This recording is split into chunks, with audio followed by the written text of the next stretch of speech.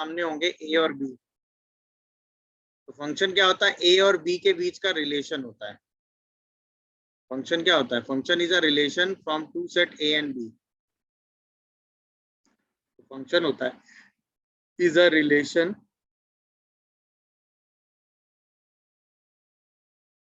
From set A to set B. अच्छा, अब इस रिलेशन की कुछ खासियत होगी, such that every element of set A. पहली खासियत, सेट ए का हर एक element related to unique element of set B. मतलब सेट ए का हर एलिमेंट सेट बी के यूनिक एलिमेंट से रिलेट करता है।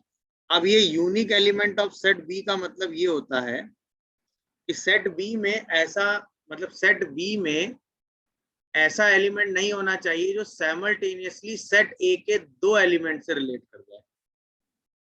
मतलब यूनिक एलिमेंट का मतलब हुआ there are no such element in set B which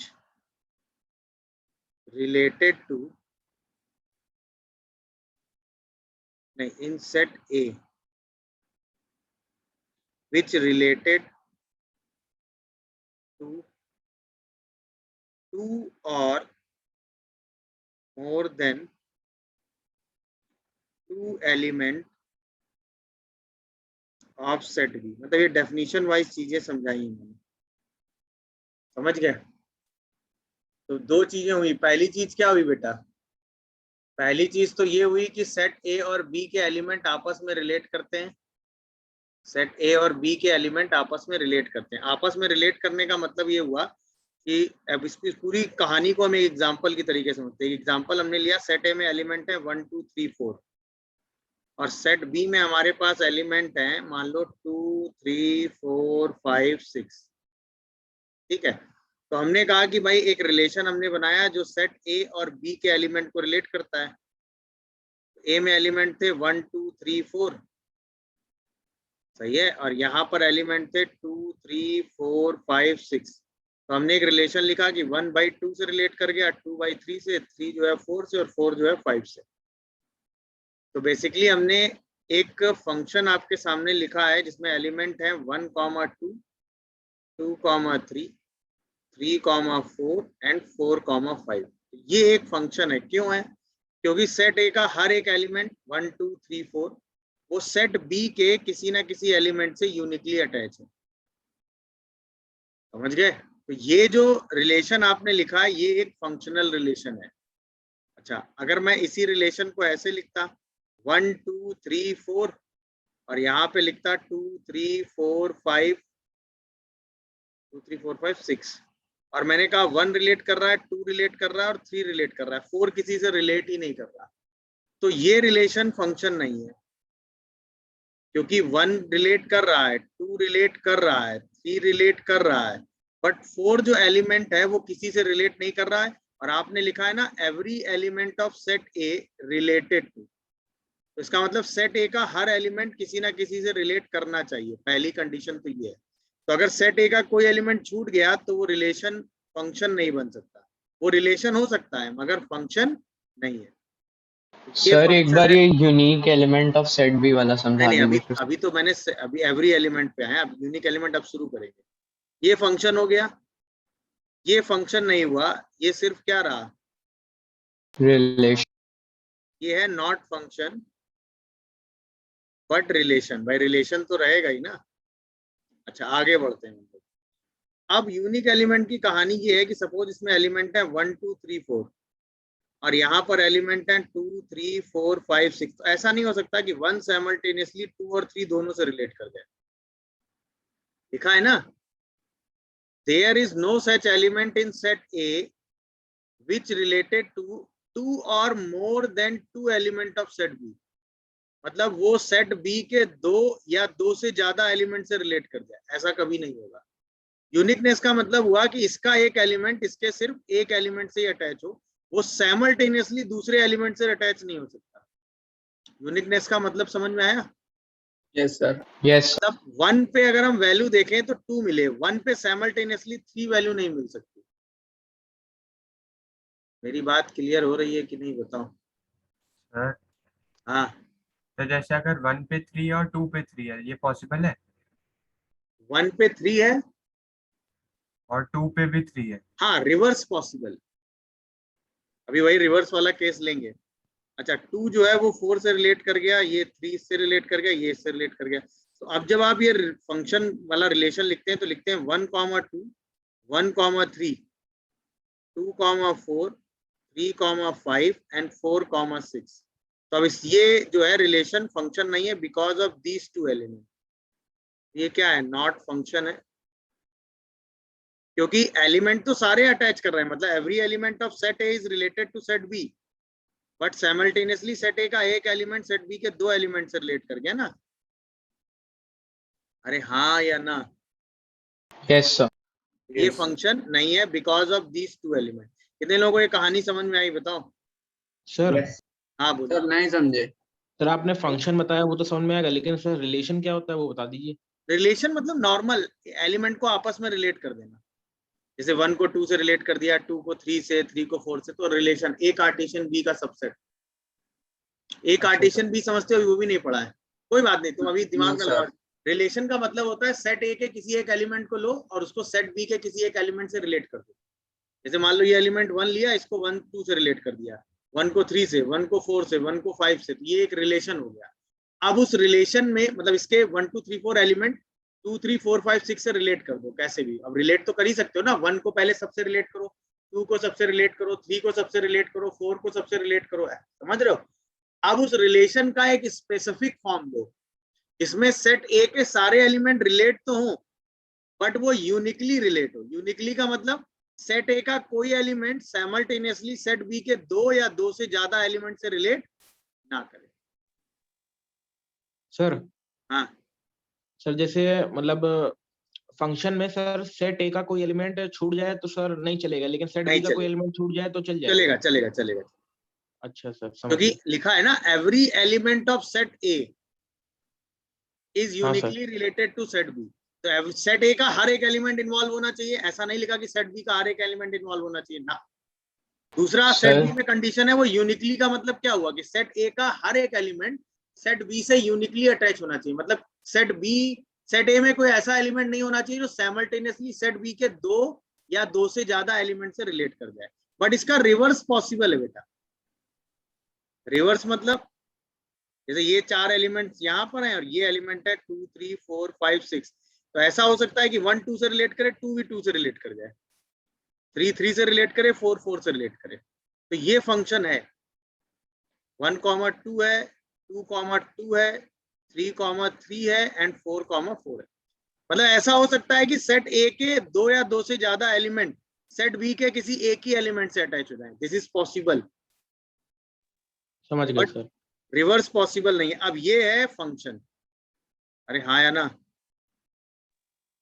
yes sir. सारे केस समझ में आए? यूनिकनेस का भी मतलब समझ में आया? एग्जांपल से सारी चीजें क्लियर हुई कि नहीं हुई? तो एक ए दो सेट होंगे ए और बी, उनका एक रिलेशन लेंगे और वो रिलेशन ऐसा स्पेसिफिक रिलेशन होगा, ऐसा स्पेसिफिक रिलेशन होगा जिसमें सेट ए का हर एलिमेंट इन्वॉल्व होगा रिलेशन में और वो भी यूनिकली सेट बी से अटैच होगा। मेरी बात समझ रहे हो कि नहीं? यस बोलो सर। भाई, यस सर। यहाँ तक कोई कंफ्यूजन? No sir. अच्छा, अब जैसे मान लो, अब जैसे मैंने मान लो एक फंक्शन लिया f, एक और एग्जांपल से समझाता हूँ। मतलब मैं कहना क्या चाह रहा था, मान लो मैंने एक फंक्शन लिया f फ्रॉम सेट a से b लिया। तो सेट a में आपने एलिमेंट लिए 1 2 3 4, सेट b में आपके एलिमेंट हैं सपोज 3 4 5 6 7 8। डन। अच्छा, आपने एक फंक्शन लिखा हुआ है, वो लिखा हुआ है 1,3 2,4 3,6 4,7। तो पहली चीज तो ये फंक्शन है कि नहीं है ये बताओ? Yes, sir. क्योंकि सेट ए के हर एलिमेंट को हमने इन्वॉल्व कर दिया और यूनिकली वो अटैच कर गया। ऐसा तो नहीं कि सेट ए का कोई एलिमेंट रिपीट कर रहा है ना। इसका मतलब ये रिलेशन एक फंक्शन है। अच्छा, जैसे हमने पढ़ा ये रिलेशन एक फंक्शन है, तो इसका मतलब ये हुआ कि अगर मैं f ऑफ 1 की वैल्यू पूछूं आपसे तो वो कितनी होगी? 1 पे फंक्शन की वैल्यू कितनी है? 3। मतलब अब यहाँ पे मैं क्या समझा रहा हूँ, मान लो ये function y equal to F X होता, तो यहाँ पर हम x इंपुट कराते सेट a, आया ना। तो हम 1 इंपुट कराते तो हमको आउटपुट क्या मिलता? 3। 2 इंपुट कराते तो आउटपुट क्या मिलता? 4। क्योंकि 2 किससे रिलेट करता है? 4 से। तो जब x की जगह 2 रखोगे तो y की जगह क्या लेना पड़ेगा? 4। नहीं समझे? समझ गए सर।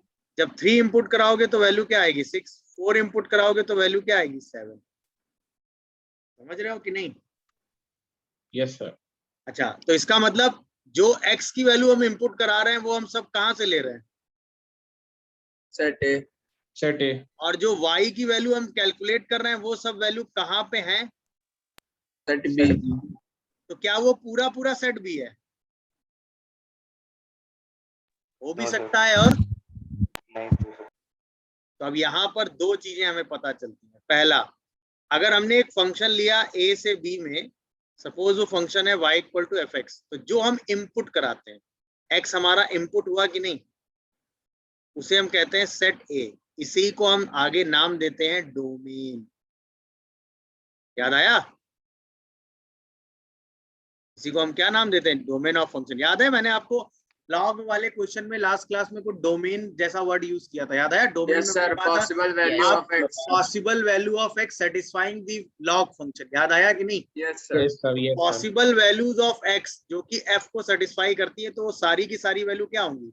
सेट ए की होंगी। वही तो डोमेन होगा। Yes sir. यानी इस केस में डोमेन कितना हो गया? 1 2 3 4. 1 2 3 4। समझ गए? डोमेन का मतलब इनपुट, इनपुट का मतलब एक्स जो हम फंक्शन में इनपुट कराएंगे। अच्छा, जब हम एक्स इनपुट कराएंगे तो हमको आउटपुट क्या मिलेगा? वाई। वाई का मतलब हो गया आउटपुट। इसी आउटपुट को ही हम कहते हैं रेंज। इसी आउटपुट को हम क्या कहते हैं?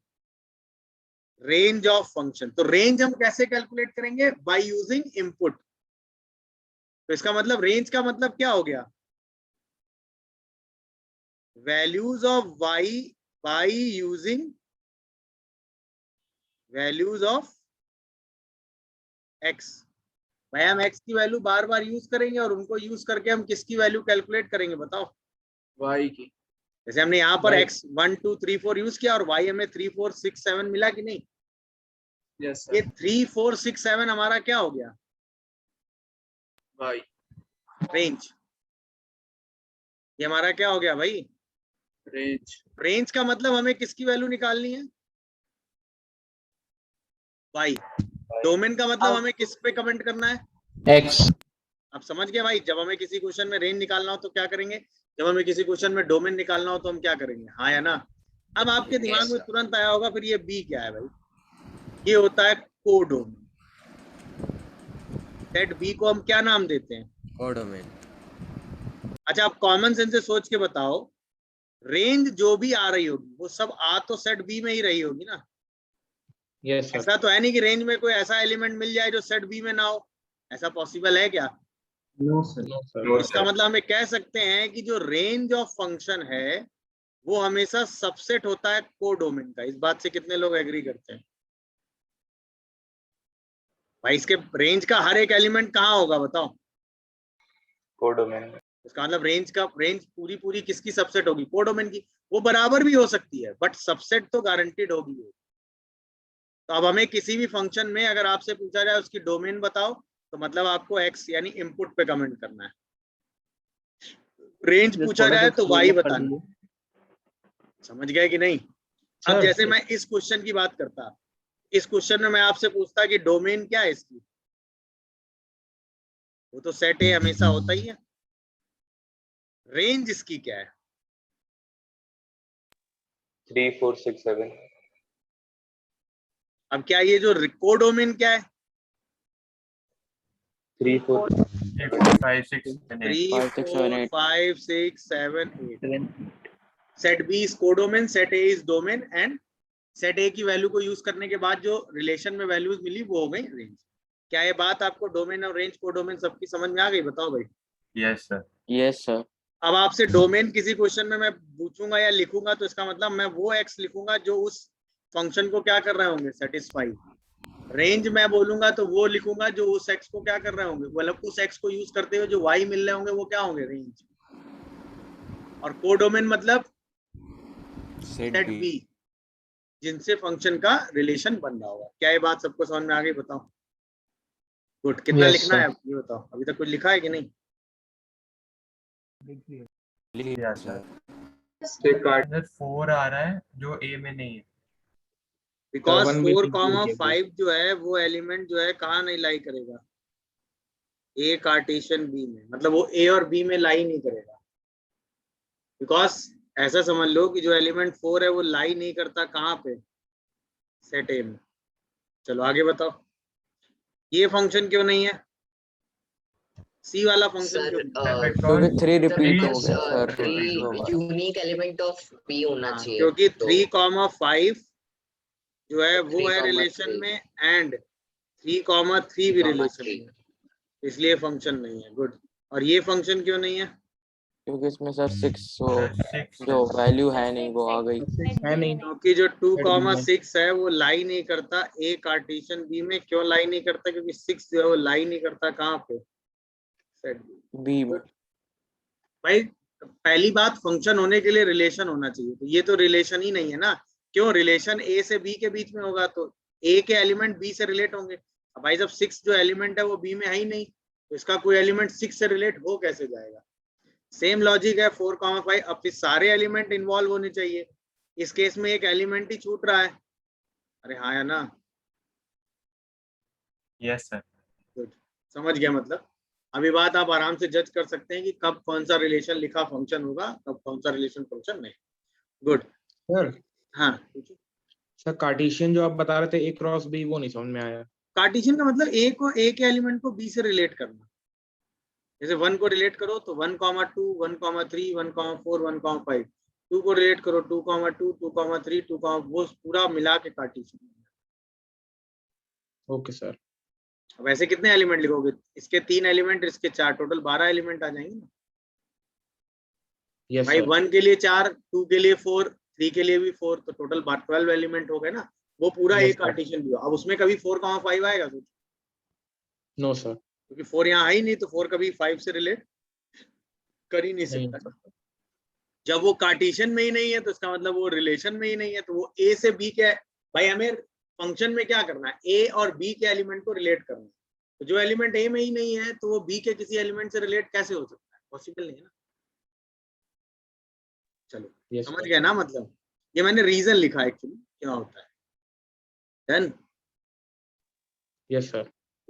कार्टेशियन, जब आप वो लेक्चर कार्टेशियन वाला पढ़ेंगे तो आपको पता चल जाएगा व्हाट इज कार्टेशियन। ठीक है, ठीक है ना? Yes sir. सिमेट्रिक डिफरेंस और कार्टेशियन तक लेक्चर कर लेना, नहीं तो मैं वो बताना अगर वहां तक नहीं पहुंच पाओगे तो मैं बैकअप में करा दूंगा। बट अगर वो लेक्चर के थ्रू करोगे और फिर मुझसे केवल डाउट पूछोगे तो जल्दी समझ जाओगे, कहने का मतलब। चलो यहाँ तक ओके हो गया कि नहीं ये बताओ। Yes sir. अब बात करते हैं ग्राफ की। जैसे हमें ग्राफ बनाना होता है y = fx का, किसी भी फंक्शन का ग्राफ बनाना है। Graph of function y = fx। y = fx एक फंक्शन हो गया कि नहीं हो गया बताओ? यहाँ पर हम x इंपुट करा रहे हैं और हमको y मिल रहा है। अच्छा, ग्राफ बनाने के लिए हम यूज करते हैं कार्टेशियन प्लेन को। कार्टेशियन प्लेन मतलब ये x होता है, ये y होता है। तो जो x हमारे पास होगा उसको हम यहाँ पॉइंट आउट करेंगे, और जो y हमारे पास होगा उसको हम यहाँ पॉइंट आउट करेंगे। मेरी बात समझ रहे हो कि नहीं? तो होता क्या है, जैसे हमारे पास y और x होते हैं तो हम क्या करते हैं, x की वैल्यू इंपुट कराते हैं, x1 x2 x3 and so on. तो हर x के करस्पॉन्ड हमको y मिलता जाएगा कि नहीं बताओ? Yes sir. तो क्या होगा, ऐसे बहुत सारे पॉइंट आते जाएंगे कि नहीं x y के करस्पॉन्ड। भाई x1 रखा, Yes. y1 आ गया, x2 रखा, y2 आ गया। अब मैं तो छोटे छोटे पॉइंट बता रहा हूँ, ऐसे बहुत सारे। भाई हम सारे x रख सकते हैं, तो हम सारे पॉइंट ऐसे इंडिकेट करते जाएंगे। उन सारे पॉइंट को ज्वाइन करके हम एक डायग्राम ड्रॉ कर लेंगे कि नहीं? उसी डायग्राम को हम क्या कहेंगे? Graph of y equal to F X. समझ गए कि नहीं? सर एक एग्जांपल बता दीजिए। हाँ, अभी इसका एग्जांपल, जैसे आपने लाइन खींची थी ना लास्ट क्लास में, याद है? जैसे मैंने कहा y equal to 2x plus 3, इसका ग्राफ आपको बनाना है। याद है, ये एक स्ट्रेट लाइन बनता है। तो अब याद है, इसमें आपने एक स्ट्रेट लाइन बनाने के लिए x और y की दो वैल्यू सर्च आउट की थी, याद होगा आपको। जब आपने x को 0 रखा था तो y 3 आ गया था, और जब आपने y को 0 रखा था तो x की वैल्यू -3/2 आ गई थी। याद आया कि नहीं? Yes, sir. फिर आपने दो पॉइंट लिए थे, एक पॉइंट आपने लिया था 0,3 और एक पॉइंट आपने लिया था 3/2,0। दोनों को ज्वाइन करके आपने एक लाइन खींच दी थी। याद आया कि नहीं, बताओ? अरे याद आ रहा होगा सबको। Yes sir. Yes, sir. अब ये जो लाइन खींची मैंने, ये मैंने x और y की दो वैल्यू से की थी, क्योंकि एक लाइन खींचने के लिए हमको दो वैल्यू चाहिए थी। बट एक्चुअल में ऐसा हुआ नहीं, हम x की सारी वैल्यूज इंपुट कराते गए 1 by 1 और हमको y मिलता चला गया। तो ये जो छोटे छोटे पॉइंट आ रहे हैं ना, x, y, x, y, x, y, x, y, इन सारे पॉइंट को ज्वाइन करते हुए हमने एक कर्व बनाया। ये ग्राफ हुआ y equal to F X का। आप समझे क्या होता है y equal to F X का? मतलब हम x की वैल्यू इंपुट कराते गए, 0 रखा, फिर 0 के पास की वैल्यू रखी, फिर 1/2, 1/4, 1/5, 1/6, 1 रखा, फिर 3/2 रखा, 4/3 रखा, 5/4 रखा, ऐसे करते करते 2। तो अलग अलग उस पे हमको x की अलग अलग वैल्यू, अलग अलग x पर अलग अलग y मिलता गया। वही तो होता है, x, y पॉइंट मिलते गए। भाई यहाँ पर देखो ना, x, y पॉइंट ही तो मिल रहा है। इस x पर ये y, इस x पर ये y, समझ रहे हो कि नहीं? उन सारे x, y पॉइंट को हमने ज्वाइन ड्रॉ कर लिया और उनको ज्वाइन कर दिया। उनको ज्वाइन करने पर एक पाथ बना, उसी को हम क्या कहते हैं? Graph of y equal to F X. कितने लोगों को ये बात समझ में आई भाई, ग्राफ का मतलब क्या होता है? Yes sir. Yes sir. Yes तो जब अब हमें कभी किसी फंक्शन का ग्राफ बनाना होगा तो हमें क्या करना होगा? x और y के हिसाब से उसका ग्राफ बना देना होगा। भाई हमें x इनपुट और आउटपुट पता होंगे, तो वही वैल्यू लेके हम उसका ग्राफ खींच देंगे। समझ रहे हो कि नहीं? Yes sir. ये एग्जाम्पल बात हो गई। ग्राफ का मतलब हुआ path trace by all points x, y। Graph का मतलब क्या हुआ? Path trace by all points x, y। x, y जितने भी पॉइंट्स हैं उनसे जो पाथ बनेगा वही ग्राफ होगा। समझ गए कि नहीं भाई? ये ग्राफ हो गया y इक्वल Yes. टू। कितने लोगों को ये बात समझ में आ रही है, बताओ? Yes. तो ग्राफ समझ गए कि नहीं? ग्राफ कैसे बनेगा? अब अलग अलग टाइप के आप ग्राफ बनाओगे तो वो आप बनाते जाओगे। जैसे आपको याद होगा, आपने y equal to x square का ग्राफ कभी देखा हो? नहीं देखा होगा तो कुछ ऐसे बनता है ये। छोड़ो ना, आपने y equal to last class में log ऑफ x का ग्राफ बनाया था कि नहीं? a बेस पर जहाँ a 1 से ग्रेटर था। याद आया कि नहीं सबको? उसका ग्राफ आपने इंक्रीजिंग ग्राफ बनाया था कि नहीं? और कैसे मैंने इंक्रीजिंग ग्राफ पॉइंट लेके Yes, sir. बनवाया था, याद है आपको?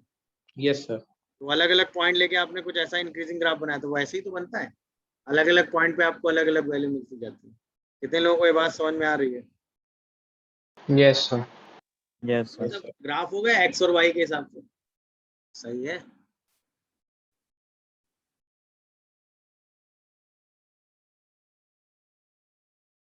डन। अच्छा, अब अगर मैं आपसे कहूं कि फंक्शनल ग्राफ जो है, functional graph always satisfy vertical line test. अब आपके दिमाग में आया होगा भाई साहब ये वर्टिकल लाइन टेस्ट है। सही है। मतलब अगर मैं आपसे कहूं, देखो ये तो आपने पढ़ा है ना, किसी भी फंक्शन का मतलब क्या होता है? अगर मैं उसमें एक x इनपुट कराऊं तो उस x पर एक यूनिक y मिलेगा। ऐसा तो होगा नहीं कि भाई आपने किसी फंक्शन पे एक x1 इनपुट कराया और उस पर आपको y1 और y2 दो आउटपुट मिल गए। क्या ये पॉसिबल है? नो। बोलो, नो सर। क्या ये y equal to F X के लिए पॉसिबल है, ये बताओ। सर अगर क्वाड्रेटिक अगर वगर नहीं है, पॉसिबल ही नहीं है ना कभी। एक x इनपुट कराओ और 2y मिल जाए, ये कैसे पॉसिबल है? नहीं तो रिवर्स पॉसिबल है कि भाई 2x इनपुट कराए उसके लिए एक y मिल जाए, ये पॉसिबल था। बट एक x इनपुट कराओगे 2y मिलेंगे, ये तो बिहेवियर ही नहीं है। इसका मतलब अगर मैं ग्राफ बनाऊं तो उस ग्राफ पर हर एक x पर एक ही y हो सकता है। ऐसा नहीं होगा ना कि किसी एक ही x पर y की 2 वैल्यू मिल जाए, ऐसा होगा क्या? No sir. तो इसका मतलब अगर हम अपने ग्राफ में एक वर्टिकल लाइन खींचे, ग्राफ में कैसी लाइन खींचे? वर्टिकल लाइन, तो वो ग्राफ को कितने पॉइंट पे कट करनी चाहिए? 1 पॉइंट। क्योंकि एक x पर हमें कितना y मिल रहा है? एक ही y मिल रहा है। Yes. अगर वो एक से ज्यादा पॉइंट पे ग्राफ को कट कर दे तो इसका मतलब वो ग्राफ कैसा ग्राफ नहीं है? Functional graph. जैसे ये ग्राफ है, x और y के बीच में हमने एक ग्राफ खींचा, क्या ये फंक्शनल ग्राफ है? No sir. मैं आपने अब ऐसा कोई भी एक वर्टिकल लाइन खींच लो, ये वर्टिकल लाइन जब आप खींचोगे तो इस x1 के करस्पॉन्ड आपको कितने y मिल जाएंगे? 2। तो इसका मतलब ये फंक्शनल ग्राफ नहीं, क्योंकि ये वर्टिकल लाइन टेस्ट पास नहीं कर रहा। अब सोचना जरा, क्या ये फंक्शनल ग्राफ है? Yes sir. सोचो भाई, इसमें वर्टिकल लाइनें खींचो, कितनी जगह कट कर रही हैं? तो इसका मतलब ये फंक्शनल ग्राफ है। समझ रहे हो कि नहीं भाई? और आओ। Yes sir.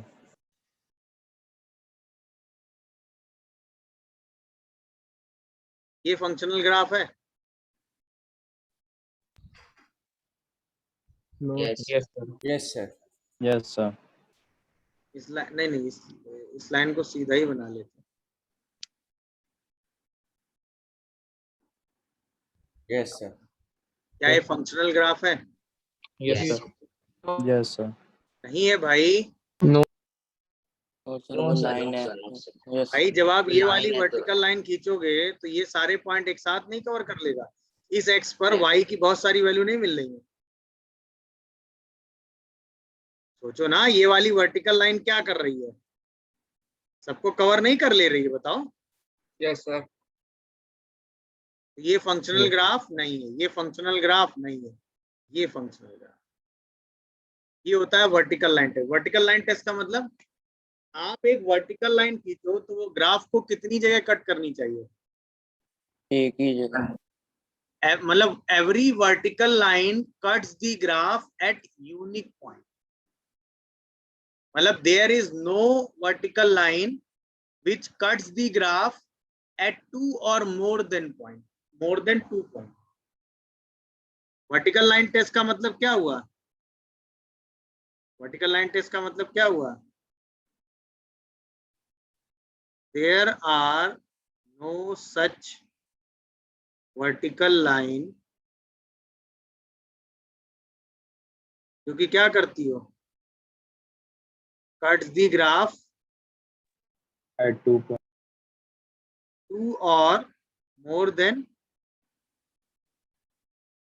2 points. कितने लोगों को ये बात समझ में आई भाई? Yes sir. ऐसी कोई वर्टिकल लाइन नहीं होनी चाहिए जो ग्राफ को 2 या 2 से ज्यादा पॉइंट पे कट करे। अगर ऐसी कोई वर्टिकल लाइन आप बना रहे हैं तो इसका मतलब क्या हुआ भाई? फंक्शनल ग्राफ नहीं। वो फंक्शनल ग्राफ नहीं है। अगर आप ऐसी कोई भी वर्टिकल लाइन बना रहे हैं तो वो फंक्शनल ग्राफ की कैटेगरी में नहीं आएगा। तो यानी कि कोई भी फंक्शनल ग्राफ हमेशा किसको सेटिस्फाई करेगा? Vertical line test. Line test. ये समझ में आया? नोट हो गया ये? Yes, sir. कर रहे हैं सर। Yes sir. लिखो, जल्दी लिखो। Sir, X वैल्यू वैल्यू एक एक करके इनपुट करते जाएंगे, तो रेंज हमें y fx की वैल्यू मिलती जाएगी। वही fx हमारे लिए क्या हो गया? रेंज। इसका मतलब रेंज में हम क्या निकालेंगे? f of -1, f of 0, f of 2, f of 3। अच्छा, f of -1 में जहां जहां x है उसकी जगह क्या रख देंगे? -1। -1। बताओ व्हाट इज रेंज। वैल्यू सारी निकाल लो, पहले निकाल लो f ऑफ -1 क्या आएगा, फिर f ऑफ 0 क्या आएगा, फिर f ऑफ 2 क्या आएगा, फिर f ऑफ 3 क्या आएगा। खत्म। f ऑफ -1 कितना हो जाएगा, 0 0 f ऑफ 0 कितना हो जाएगा, सर -1/2 f ऑफ 2 कितना हो जाएगा, 3/5 3/5 3/4 ना। f ऑफ 3 कितना हो जाएगा, 8/5 इसका मतलब रेंज क्या आ गई, 0 -12 3/4 एंड 8/5। कितने लोगों को समझ में आया ये। हमें डोमेन सर, दिया yes, कि sir. हम निकाल लेंगे। आ गया। कितने लोगों को ये बात समझ में आ रही बताओ। Yes sir. सर आ गया।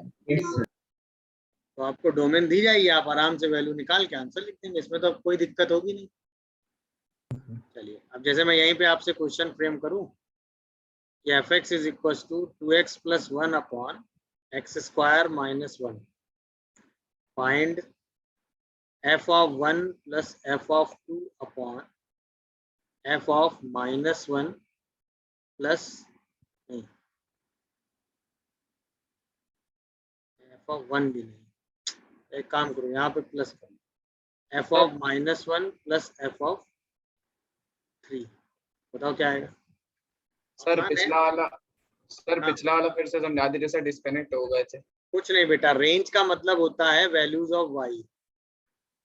y की वैल्यू कैसे लगाते हैं, x को इनपुट करा के। आपको डोमेन का एक एक एलिमेंट दिया हुआ है, 1/1 x की जगह इनपुट कर दो तो आपको हर x से करस्पॉन्ड y मिलता जाएगा। वही y का कलेक्शन आपके लिए क्या हो जाएगा, रेंज हो जाएगी। समझ गए भाई, समझे कि नहीं जिनका डाउट था। अरे कहाँ गए, फिर से डिस्कनेक्ट हो गए क्या। करना नहीं है। Yes what is f of 1, 5/2 क्या, 3/2 सॉरी 5/3 oh 3/2 3/2 आ रहा है। व्हाट इज f ऑफ 2, 1 5/5 मतलब 1। What is f of -1, -1/2 what is f of 3, 7/10 7/10। तो आप सीधी वैल्यू रख दो, तो 3/2 प्लस 1 अपॉन -1/2 प्लस 7/10 क्या आएगा बताओ, 25/2 8/2 अपॉन क्या आ रहा है, कोई सॉल्व किया है, 25/2 25/2। देखो ये आंसर आ गया। कितने लोगों को ये बात समझ में आ रही बताओ। यस सर आ गई। पक्का ना। Yes sir. अब last to last year IIT ने एक क्वेश्चन पूछा था, f(x) इज इक्वल टू 4 की पावर x अपॉन 4 की power x plus 2। Find f of x plus f of 1 minus x। बताओ 2 मिनट का टाइम लो और आंसर बताओ। देखिए भाई 1 आ रहा है कि नहीं। सिंपल सी बात है, आपको क्या करना है भाई, f(x) plus f of 1 minus x ही तो करना है। मतलब 4 की पावर x अपॉन 4 की पावर x प्लस 2 प्लस 4 की पावर 1 माइनस x अपॉन 4 की पावर 1 माइनस x प्लस 2। 4 की पावर x अपॉन 4 की पावर x प्लस 2 ऐसे रहने दो, इसको लिखेंगे 4 अपॉन 4 की पावर x, 4 अपॉन 4 की पावर x। याद आया ये इंडिसेस कैसे ब्रेक होंगी। a की पावर x माइनस वाई अभी सिखाया ना, a की पावर x माइनस वाई को आप लिखते हैं ना a की पावर x अपॉन a की पावर y। याद आया कि नहीं भाई। अब अगर हम इसको सिंप्लीफाई करेंगे तो आएगा 4 की पावर x अपॉन 4 की पावर x प्लस 2। यहाँ सिंप्लीफाई करो, 4 अपॉन 4 प्लस 2 इंटू 4 की पावर x। लिखा, 2 कॉमन लेके कैंसिल कर दो, तो 4 की पावर x अपॉन 4 की power x plus 2 plus 2 upon 2 plus 4 की पावर x। तो अब न्यूमरेटर क्या आ गया, 4 की पावर x प्लस 2, डिनोमिनेटर क्या आ गया, 4 की पावर x प्लस 2। दोनों कैंसिल होते हैं। दिख रहा होगा सबको। Yes sir. तो f(x) plus f of 1/x क्या होगा, हमेशा 1 होगा। ठीक है। अच्छा, IIT ने ये क्वेश्चन नहीं पूछा था, उन्होंने क्वेश्चन ये पूछा था, ये एडवांस 2020 का क्वेश्चन है। उन्होंने कहा था f(x) इज इक्वल टू 4 की पावर x अपॉन 4 की पावर x प्लस 2। तो आपको वैल्यू निकालनी थी एफ ऑफ, मुझे याद नहीं क्या था बट ये ऐसे ही कुछ था, 1/37 प्लस एफ ऑफ 2/37 से लेके 39 था शायद यहाँ पे, 39 से लेके एफ ऑफ करते करते ये जा रहे थे शायद 38/39 तक। तो उससे पहले जो एक टर्म रहा होगा वो क्या रहा होगा, एफ ऑफ 37/39, क्या बोलो, इसका सम बताना, ये था क्वेश्चन, ये था जे एडवांस का क्वेश्चन। सर 1 मिनट ऊपर स्क्रॉल कर दीजिए। अब जरा इस क्वेश्चन के बारे में थोड़ी सी थिंकिंग लो, फिर देखें क्या करते हैं। तो वो ऊपर वाले क्वेश्चन में यूज किया ना, अगर आप ध्यान से देखो x को आप लो 1/39, तो 1 माइनस एक्स क्या होगा, 38/39 होगा कि नहीं। इसका मतलब ये लिखा हुआ x, ये लिखा हुआ है 1 माइनस एक्स। ऐसे अगर आप x को लो 2/39, तो 1 माइनस एक्स क्या होगा, 37/39। अरे हाँ या ना बताते जाओ। Yes sir. ये बात कितने लोगों को क्लिक की। तो इसका मतलब यहाँ x लिखा हुआ है और यहाँ क्या लिखा हुआ है, 1 माइनस एक्स। तो अगर हम इसी को रिवर्स करके ऐड कर दें,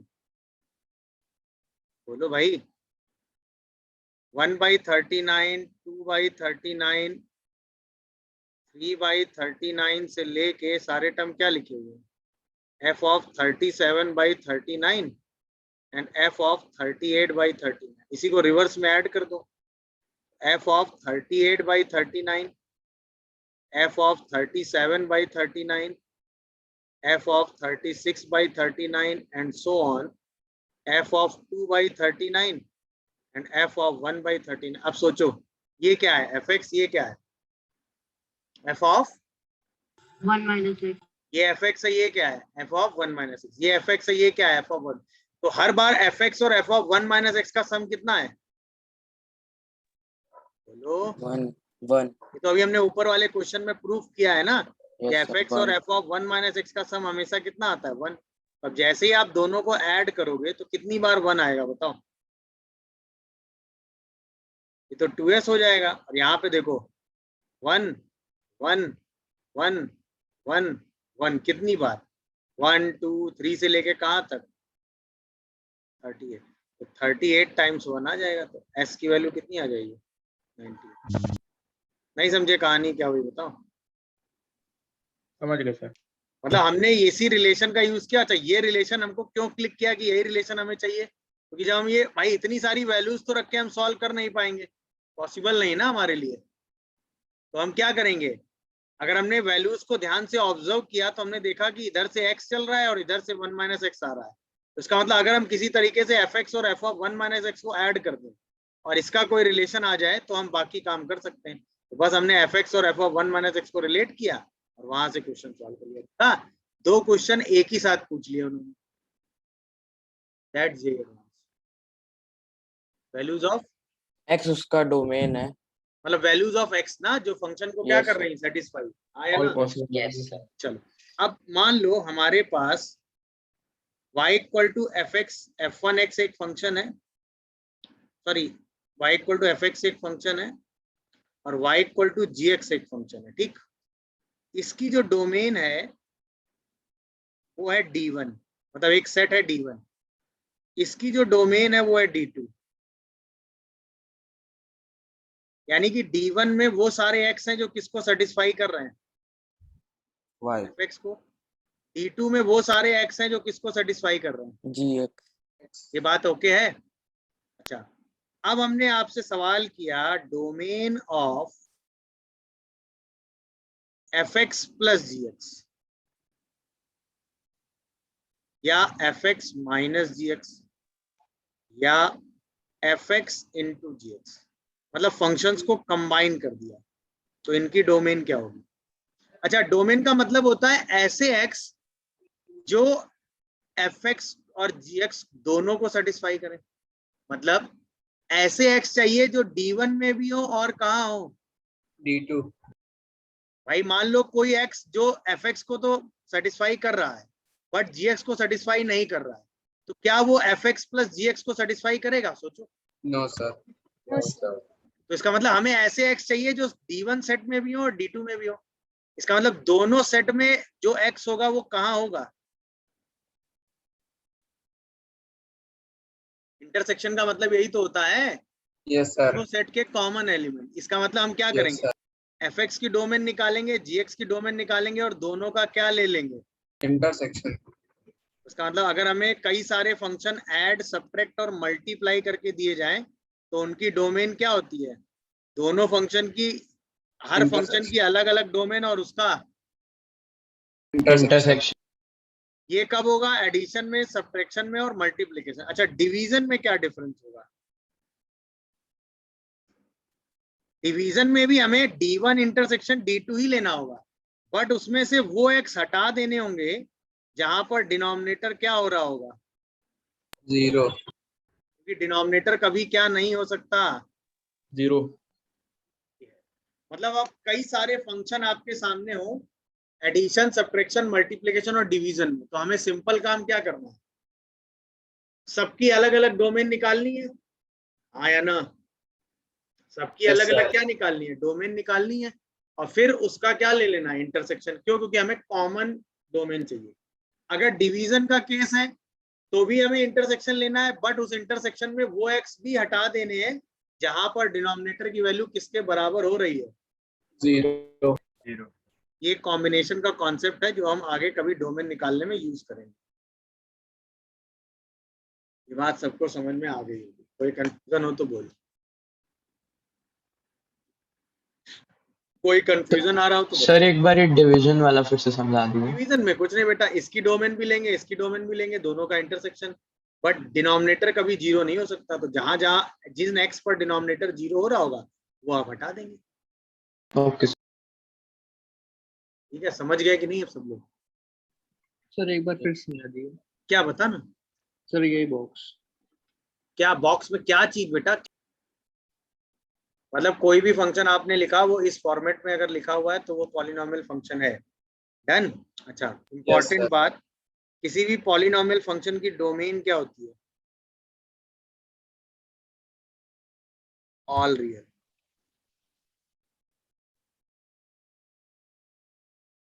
domain of every polynomial function क्या होता है? माइनस इनफाइनाइट से प्लस इनफाइनाइट, मतलब ऑल रियल। क्यों भाई? एक्स की ऐसी कोई वैल्यू सोच सकते हो जो पॉलिनोमियल में ना सेटिस्फाई हो?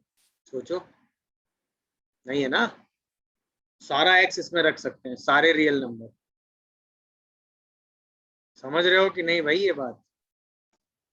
सर पॉलिनोमियल की Yes, sir. जितनी डिग्री होगी उतनी तो वैल्यूज होंगी एक्स की। है क्या? सर पॉलिनोमियल में एक्स की जितनी डिग्री होगी उतना ही तो मतलब वैल्यूज होंगी एक्स की। भाई साहब वो रूट्स की बात होती है, वो जीरोस की बात होती है। कहाँ हो? जब ये इक्वेशन बन जाएगा, अभी ये फंक्शन है, जब हम इसको इक्वल टू 0 करेंगे तब हम कहेंगे इसके n रूट होंगे।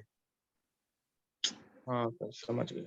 क्या यार, वो एक्सप्रेशन की बात हो रही, तुम इक्वेशन में चले गए। वरना तो x तो कुछ भी रखो ना, जैसे x square minus 2x plus 1, x को तो कुछ भी रखो, क्या फर्क पड़ता है? कुछ तो वैल्यू आएगी ना। वो बात अलग है कि 1 रखने पे 0 आएगा, तो 1 इज अ जीरोस। जीरोस अलग चीज हो गई। जीरोस का मतलब हुआ जहां पर वो एक्सप्रेशन किसके बराबर हो जाए? 0 के। चलो भाई, एवरी पॉलिनोमियल की डोमेन ऑल रियल होती है, समझ गए कि नहीं? अच्छा, आप कुछ स्पेसिफिक पॉलिनोमियल आपने देखी होंगी, जैसे लीनियर।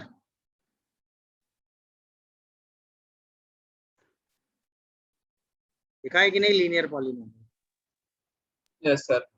Yes sir. जैसे क्या होता है वो, y equal to ax plus B, याद आया कि नहीं? Yes a sir. And b belongs to real number and a is not equal to 0। बोलो। फिर आपने क्वाड्रेटिक देखी होगी। Yes sir. वो क्या होती है?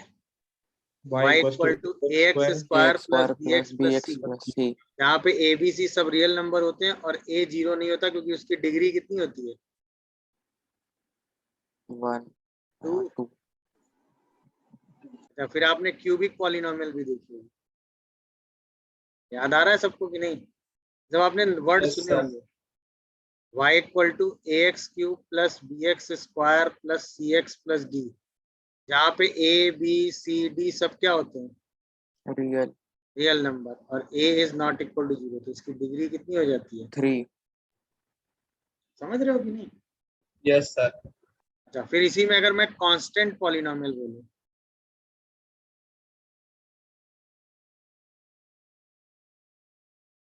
तो आपने पढ़ा होगा y इक्वल टू a, याद आया? a Yes, belongs sir. To any real number but not 0, क्योंकि इसकी डिग्री 0 होती है, याद आया कि नहीं? Yes sir. 0 degree polynomial constant polynomial हो गया ना। अच्छा, a को 0 क्यों नहीं लेते? क्योंकि अगर 0 ले लोगे तो इसकी डिग्री डिफाइन होगी क्या? Yes sir. भाई डिग्री के लिए तो आप कहते हो ना x की पावर का जो कोफिशिएंट है वो नॉन जीरो होना चाहिए। समझ गए कि नहीं? Yes sir. अब एक आइडेंटिटी पॉलिनोमियल होती है जिसे हम आइडेंटिटी फंक्शन कहते हैं। आइडेंटिटी फंक्शन, आइडेंटिटी से नाम समझो ना, जो x रखो वही y आ जाए। तो आइडेंटिटी फंक्शन होता है f(x) is equal to x या y is equal to x। मतलब जो इनपुट है वही क्या है? आउटपुट है। जैसे x को 1 रखोगे तो y भी 1, x को 2 रखोगे तो y भी 2। ये आइडेंटिटी फंक्शन होता है। आइडेंटिटी फंक्शन का मतलब हुआ y equal to x function. y equal to constant polynomial समझा सकते हैं। कांस्टेंट पॉलिनोमियल मतलब y equal to 2, y equal to 5, y equal to 3। नहीं सर, जैसे आपने लिखा है कि a belongs to real number minus 0। y equal to 0 is not constant polynomial, क्योंकि 0 इंटू एक्स की पावर 0 लिखोगे तो डिग्री 0 कहाँ होगी? भाई डिग्री के लिए आपने पढ़ा ना कि n वाला जो टर्म है उसका कोफिशिएंट नॉन जीरो होना चाहिए ना। कांस्टेंट फंक्शन और कांस्टेंट पॉलिनोमियल दो अलग अलग चीज हैं। कांस्टेंट पॉलिनोमियल के लिए ये जीरो नहीं होना चाहिए, कांस्टेंट फंक्शन अलग चीज होगी। जैसे आइडेंटिटी फंक्शन ये हुआ। अच्छा, आइडेंटिटी फंक्शन की डोमेन क्या हो गई? All real. अच्छा, आइडेंटिटी फंक्शन की रेंज भी क्या हो गई? All real. अगर आप आइडेंटिटी फंक्शन को ग्राफ वाइज देखोगे तो कौन सी लाइन खींच दोगे? y equal to x line खींचोगे कि नहीं? बताओ। सब कहानी समझ में आ रही है सबको कि नहीं? बताओ। आइडेंटिटी फंक्शन का मतलब हुआ जो इनपुट वही आउटपुट। सर हाँ, सर सिर्फ रियल क्यों, इमेजिनरी क्यों नहीं? हम रियल सिस्टम ही पढ़ रहे हैं भाई, x एक रियल नंबर है ना। हम इमेजिनरी नंबर कैसे ड्रॉ करेंगे बताओ? इमेजिनरी नंबर हम ड्रॉ नहीं कर सकते ना कोऑर्डिनेट सिस्टम में। कोऑर्डिनेट सिस्टम रियल नंबर्स के लिए होता है ना। ठीक है, okay sir. Yes. Identity function समझ गए कि नहीं? बताओ। अच्छा, अब इसी में एक वर्ड आता है कांस्टेंट फंक्शन।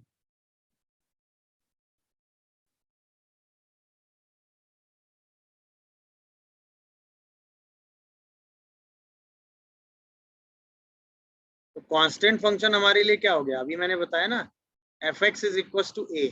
अब a कोई भी रियल नंबर हो जाए, ये कांस्टेंट फंक्शन हो गया। अच्छा, कांस्टेंट फंक्शन की डोमेन क्या हो गई? कुछ भी रखो, क्या फर्क पड़ता है? बट इसकी रेंज क्या हो गई? रेंज में सिर्फ एक ही एलिमेंट आएगा a, क्योंकि x कुछ भी रखते रहो, हर बार आउटपुट आपको a ही तो मिलेगा। अरे हाँ या ना? तो अगर हम इसका ग्राफ देखना चाहें तो हम y equal to a line बना देंगे। ये बात कितने लोगों को समझ में आई भाई? यस।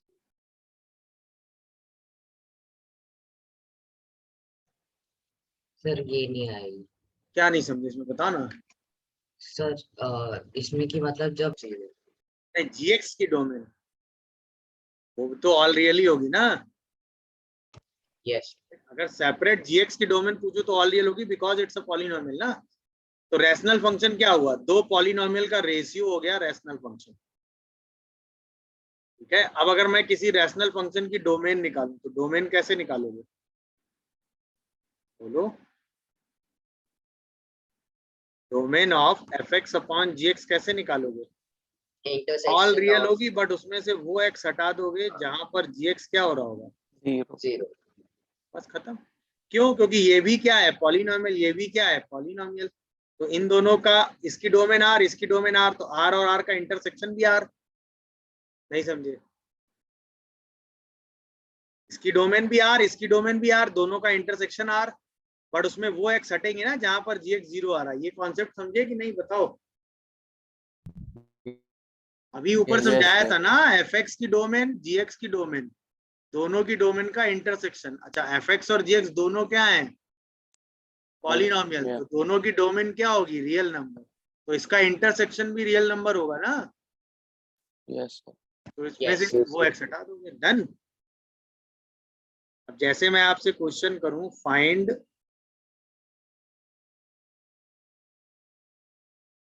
डोमेन ऑफ, पहला f x is equal to x square plus 2 upon x x plus 1। Second, f x is equal to x square minus 1 upon x x plus 1। बताओ। Third, f x is equal to x square plus x plus 1 x square minus 3x plus का 2। And fourth, f x is equal to x cube minus 1 upon x square minus 5x plus 2। हाँ भाई, 5x plus 6। तो क्या करोगे? पहला, क्या है domain, all real, but उसमें से क्या हट जाएगा, 0 और -1। ये बात समझ में आई, 0 और -1 क्यों हट रहा है? Yes sir. क्योंकि ये 0 नहीं होना चाहिए। सेकंड का आंसर क्या आएगा, ऑल रियल बट क्या हटेगा उससे, 0 और -1। बोलो यस भाई। Yes sir. इससे तो हमें कोई लेना देना नहीं है, क्योंकि हमें सिर्फ इसको, जो जहां पर ये 0 हो रहा है वो वाले पॉइंट हटा देना। अब अगले का आंसर क्या आएगा, ऑल रियल आएगा, because x square plus x plus 1 हमेशा क्या होता है, रियल। अरे पॉजिटिव होता है। याद आया, ये पॉजिटिव क्यों होता है, बताओ? Yes sir. क्यों? क्योंकि Yes, इसका sir. डिस्क्रिमिनेंट क्या होता है, लेस देन 0। याद आया कि नहीं? ये क्वाड्रेटिक को यस सर। वेवी कर्व के टाइम पे आपने पढ़ा, याद आ गया होगा सबको। Yes, sir. ऐसे इसमें क्या होगा, x belongs to all real but not 2 and 3। कितने लोगों को ये बात समझ में आई? Yes sir. बोलो, किसी आंसर में कोई डाउट आ रहा हो तो बताओ मुझे। सर थर्ड वाला। क्या डाउट है थर्ड वाले में? रूट कहाँ गया? रूट ऑफ एफ एक्स की डोमेन में हमें वो एक्स चाहिए होते हैं जिनके लिए ये वाला एफ एक्स फंक्शन कैसा आ जाए, पॉजिटिव। तो इस इनइक्वलिटी को सॉल्व करने के बाद जो एक्स आएगा वही हमारा क्या होगा, डोमेन। अब रूट के अंदर जो भी चीज लिखी होगी वो कैसी होनी चाहिए, पॉजिटिव। किसके लिए? Yes sir. अब समझ में आया? रूट कहीं नहीं गया है, हमें फंक्शन की डोमेन निकालनी है। तो रूट के अंदर जितना पार्ट लिखा है वो कैसा होना चाहिए, पॉजिटिव। उसको सॉल्व करने के बाद जो एक्स आएगा वही हमारा क्या होगा, डोमेन। उसको सॉल्व करने के लिए हमें क्या लगाना पड़ेगा, सब वे भी कर। नंबर लाइन से ये सॉल्व। भी कर, तो हमें आता ही है, बस वो सॉल्व करेंगे answer. Yes sir. Done. Sir हाँ, सर वो एक बार फिर से समझा दीजिए, वो जो क्वाड्रेटिक इक्वेशंस में d is less than 0 जो होता है, तो लेस देन 0 होता है तो ऑलवेज पॉजिटिव होता है। जो चीज ऑलवेज पॉजिटिव वो 0 नहीं हो सकती। सर इसका मतलब लेकिन ऐसा डिनोमिनेटर कभी 0 क्यों नहीं होता होता। है, मतलब?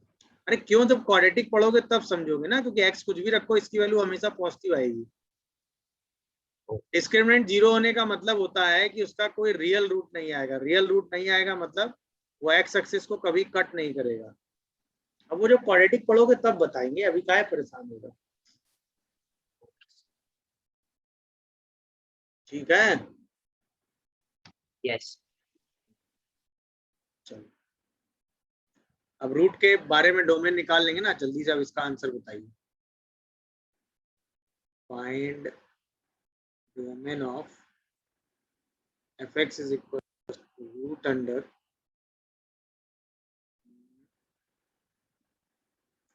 X cube x square minus 1 की पावर 5 अपॉन एक्स प्लस 3 की power minus 2 and x minus 4 की power minus 3 and x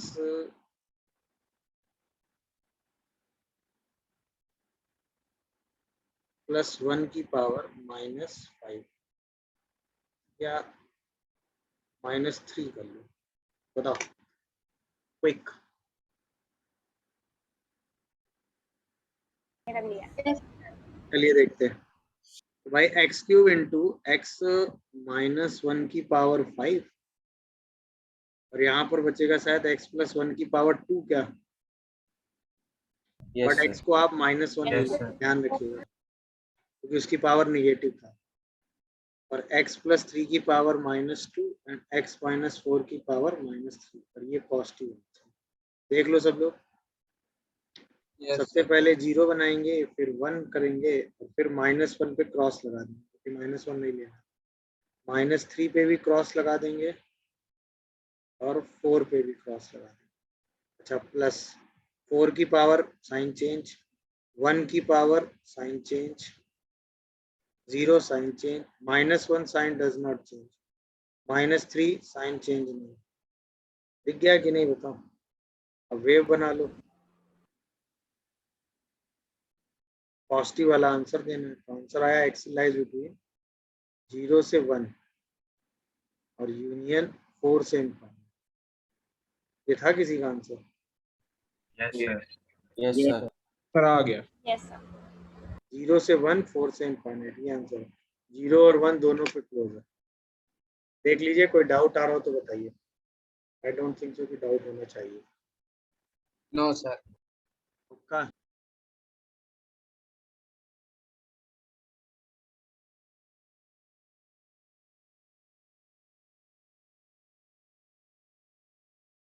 piece wise function से हमारा मतलब ये है, जैसे फॉर एग्जांपल हमने कहा कि हमने एक फंक्शन लिया एफ एक्स, एक्स प्लस 1 है जब एक्स की वैल्यू 2 से ग्रेटर है, 2x प्लस 3 है जब x की वैल्यू सपोज 0 से 2 के बीच में है, और मान लो x स्क्वायर है जब x की वैल्यू 0 से लेस है।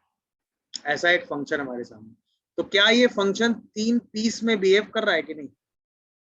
इसका एक पीस जो है वो 2 से आगे है इंक्लूडिंग 2, ये दिखा कि नहीं? इसका जो दूसरा पीस है वो क्या है? 0 से 2 के बीच में है कि नहीं है? Yes sir. एक्सक्लूडिंग 2। अरे बोलो भाई। Yes sir. और जो इसका तीसरा वाला पीस है वो क्या है? 0 से लेस है कि नहीं? Yes sir. Yes. Function 3 part में है, 3 जगह इसकी वैल्यू अलग अलग है। मतलब अगर हम x को 2 से ग्रेटर लेंगे तो हम ये वाला फंक्शन यूज करेंगे, अगर हम x को 0 से 2 के बीच में लेंगे तो हम ये वाला फंक्शन यूज करेंगे, और अगर हम x को 0 से लेस लेंगे तो ये वाला फंक्शन यूज करेंगे। तो पीस वाइज का मतलब समझ में आया? मतलब जिस पीस पर हमारा x रहेगा वो वाला पीस का फंक्शन हम यूज करेंगे। कितने लोगों को ये बात समझ में आई? Yes sir. जैसे अगर हमसे कोई पूछे कि इसमें आप वैल्यू बताओ f(3) की, f(2) की, सही है, f(1) की, f(-1) की, f(-2) की, तो हम क्या करेंगे? अगर हमें f(3) निकालना होगा तो हम इस वाले रीजन में हैं तो ये वाला फंक्शन यूज होगा। सर x+1 वाला। तो आंसर क्या हो जाएगा? 3 + 1 मतलब 4। f(2) में भी यही वाला फंक्शन है। Yes sir. यस ये आंसर क्या होगा? 2 + 1 मतलब 3। सर। f(1) में ये वाला फंक्शन यूज होगा कि नहीं? 5. Yes sir. यस। उसका मतलब 2 + 3 आंसर इज 5। f(-1) में ये वाला फंक्शन यूज होगा कि नहीं? तो आंसर -1 का स्क्वायर मतलब 1। f(-2) में -2 का स्क्वायर मतलब 4। पीस वाइज का मतलब हुआ जिस पीस ऑफ x में हमारा फंक्शन है हम उसको यूज करेंगे। मतलब फंक्शन जो है वो पीस वाइज दिया होगा, मतलब छोटे छोटे पीसेस में फंक्शन की वैल्यू अलग अलग दी होगी। तो जिस पीस पे हमारा x होगा हम उसी की वैल्यू रख के फंक्शन निकालेंगे। पीस वाइज का मतलब समझ में आया कि नहीं? Yes sir. मतलब अब हम ऐसे फंक्शन पढ़ने वाले हैं जो पीस वाइज डिफाइन होते हैं। बात समझ में आ गई? Yes sir. गुड, नोट कर लिया ये?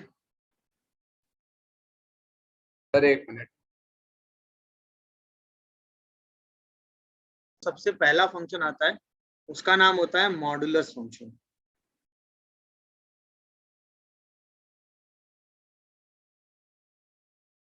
अच्छा, इसी को हम कहते हैं एब्सोल्यूट वैल्यू फंक्शन।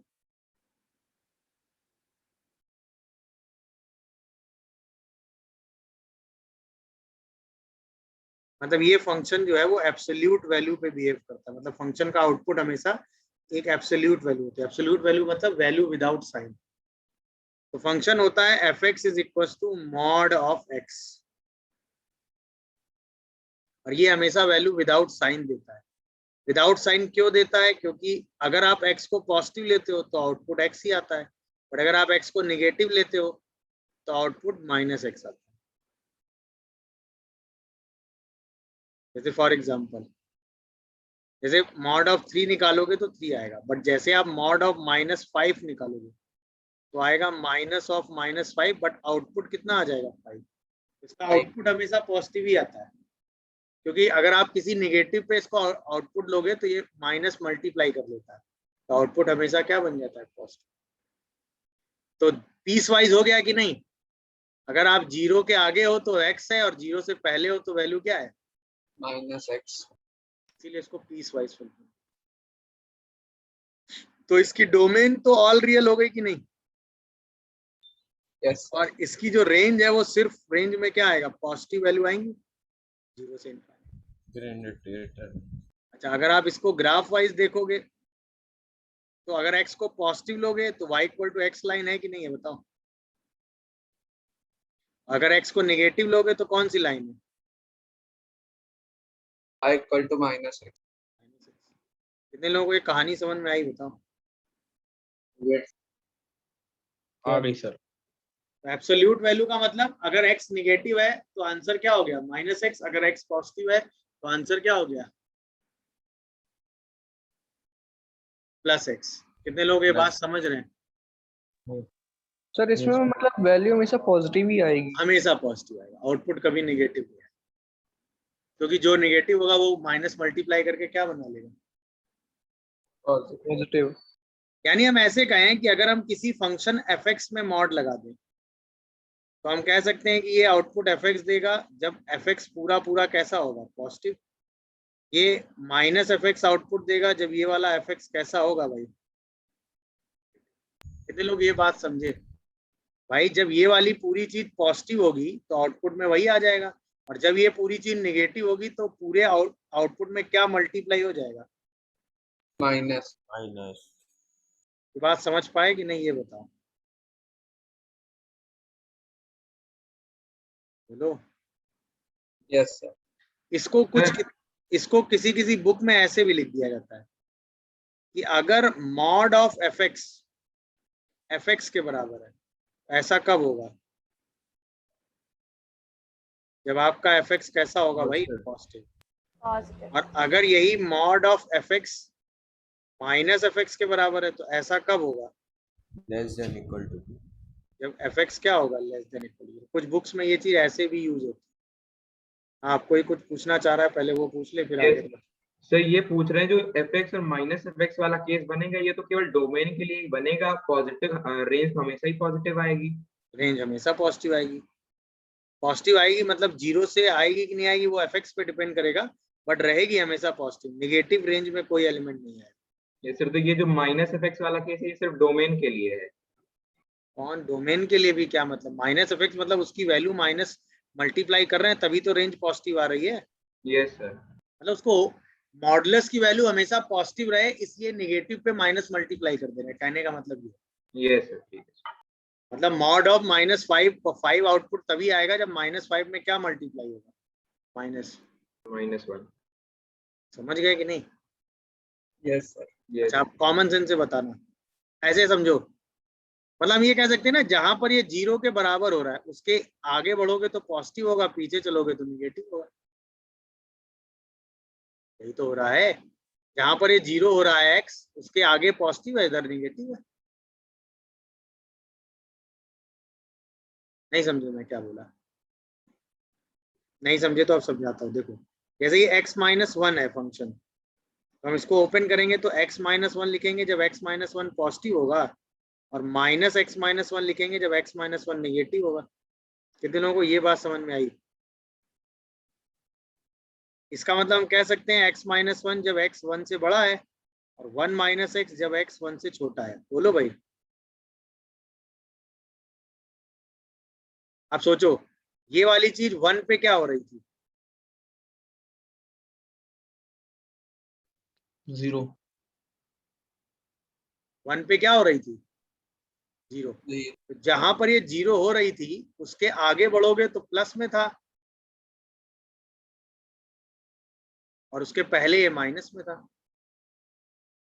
क्या ये बात आप लोगों को समझ में आई? ये बताओ।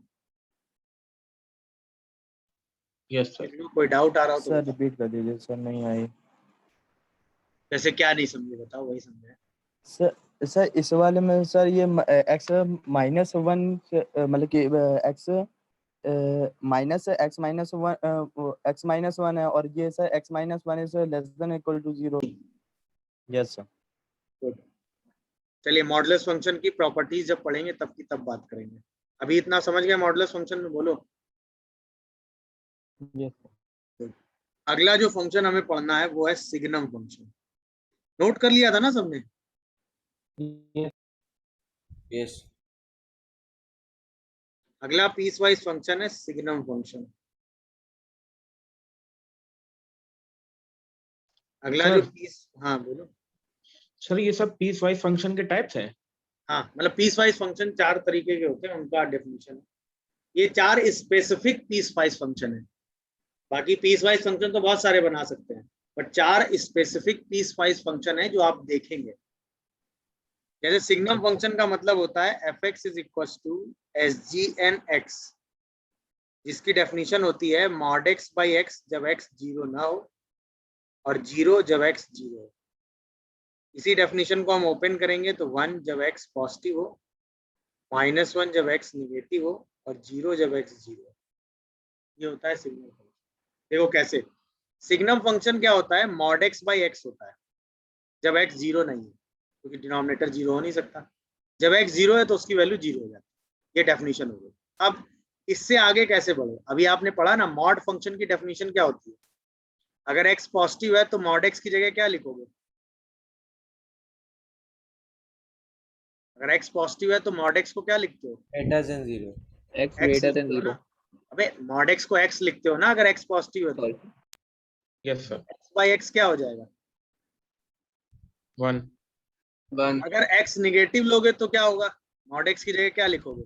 Less than 0. -x/x -1। तो इसका मतलब अब वैल्यू क्या हो जाएगी? सर बात समझे कि नहीं? सब लोग नहीं समझे? सर हाँ सर ये वाला फिर से बता दीजिए, डिस्कनेक्ट हो गए थे। मैंने बताया कि mod x/x की डेफिनेशन कैसे ओपन होगी।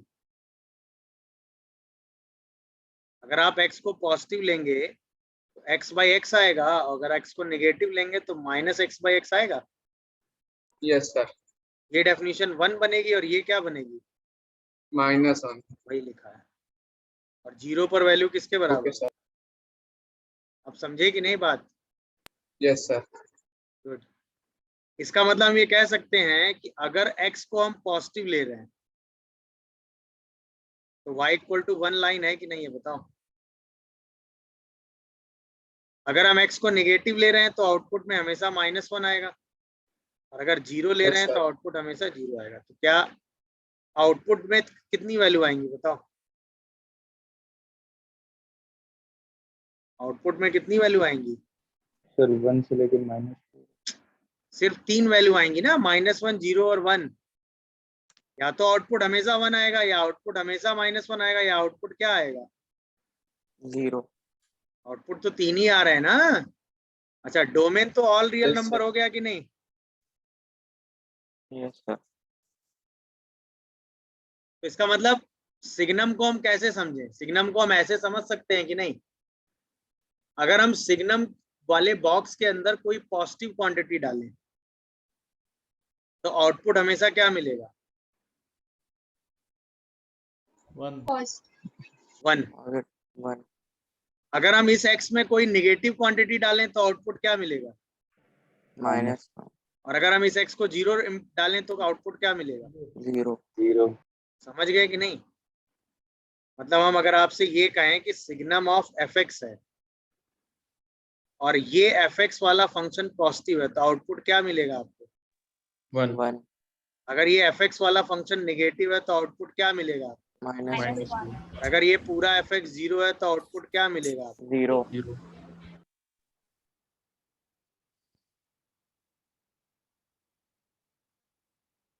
बात समझ पाए कि नहीं? सर हाँ, सर सिग्नम का मतलब क्या होता है? एक ऑपरेटर है, जैसे लॉग ऑपरेटर था ऐसे ही सिग्नम एक ऑपरेटर है जिसकी डेफिनेशन ये है। अच्छा सर, सिग्नम के अंदर कोई एक्स ऑपरेट होगा तो इसके थ्रू होगा, मशीन टाइप। मतलब जैसे एक्स को 2 रखेंगे तो वो मॉड 2/2 मतलब आउटपुट 1।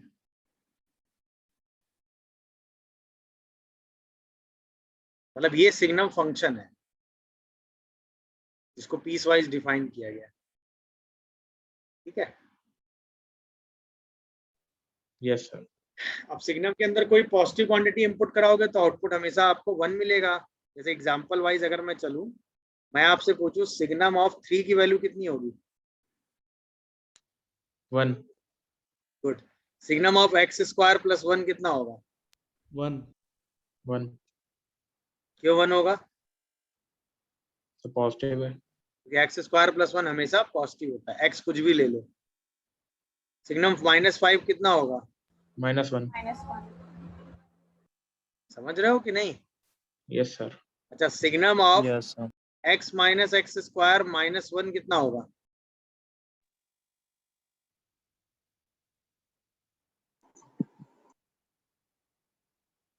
-1 क्यों? सर, क्योंकि ये पूरा जो एक्सप्रेशन है ये हमेशा लेस देन 0 होता है। भाई आप इसको ऐसे ही तो लिखोगे x² - x + 1, इसका डिस्क्रिमिनेंट निकालोगे कि नहीं?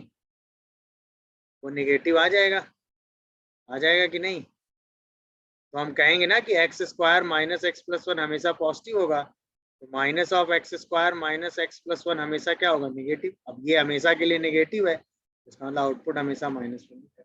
कितने लोगों को ये सब बातें समझ में आ रही हैं? Yes sir. Yes sir. Yes sir.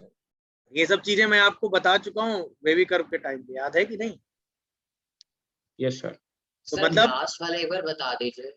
Last वाला बताया तो, सबसे पहले a को पॉजिटिव कर लेंगे, यस सर। फिर सॉल्व कर लेंगे। अच्छा, ये जो तुम ये बार बार चीजें पूछते हो ना, ये वाला हाँ भाई, तो यानी सिग्नम अगर किसी मतलब मेन इंपॉर्टेंट बात इतनी सी है कि अगर ये पूरी क्वांटिटी पॉजिटिव है तो आउटपुट आंख मूंद के 1 लिखना है। अगर ये पूरी क्वांटिटी नेगेटिव है तो आउटपुट -1 है। अगर ये क्वांटिटी 0 है तो आउटपुट 0 है। तो सिग्नम के कितने आउटपुट आएंगे? 3, या तो -1 या 0 या 1। -1 तब आएगा जब अंदर वाली पूरी क्वांटिटी नेगेटिव होगी, 1 तब आएगा जब पॉजिटिव होगी, और 0 तब आएगा जब 0 होगी। सिग्नम समझ गए सब लोग? Yes sir. यस इसके बाद अगला जो फंक्शन आता है वो आता है greatest integer function.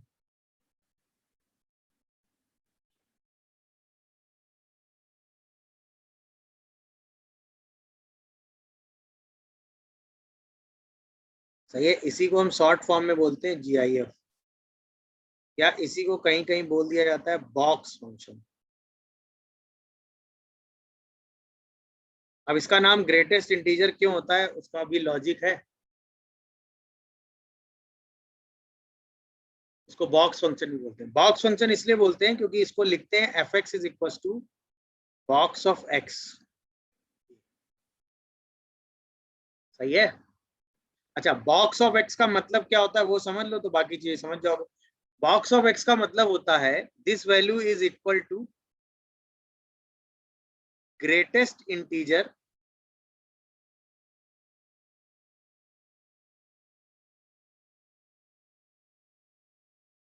Less than और इक्वल टू x, मतलब जो x नंबर आपके पास है उससे लेस या इक्वल जितने भी इंटीजर हैं वो लिख दो। उन सारे इंटीजर में जो सबसे ग्रेटेस्ट होगा वही इसके बराबर होगा। जैसे फॉर एग्जांपल, अब एग्जांपल से समझिएगा, मान लो हमें निकालना है 5.3 का बॉक्स, तो भाई साहब 5.3 से लेस सारे इंटीजर बताओ, शुरू करो बताना। 543 5.3 यहाँ कहीं आएगा, उससे लेस पहला इंटीजर क्या मिलेगा? 5.5 फिर 2 ऐसे चला जाएगा। इन सब में सबसे ग्रेटेस्ट इंटीजर क्या है? 5 की वैल्यू किसके बराबर होगी? 5। सर हाँ पूछो पूछो। सर आपकी आवाज बीच में चली गई थी सर। अभी मैंने आपने क्या कहा कहा? ग्रेटेस्ट इंटीजर चाहिए जो कि less than or equal to x हो, मतलब ये जो एक्स नंबर लिखा है इससे लेस सारे इंटीजर लिखो, उसमें जो सबसे ग्रेटेस्ट हो वो आंसर होगा। अब बताओ 6.7 का बॉक्स क्या होगा? 6 7.9 का बॉक्स क्या होगा?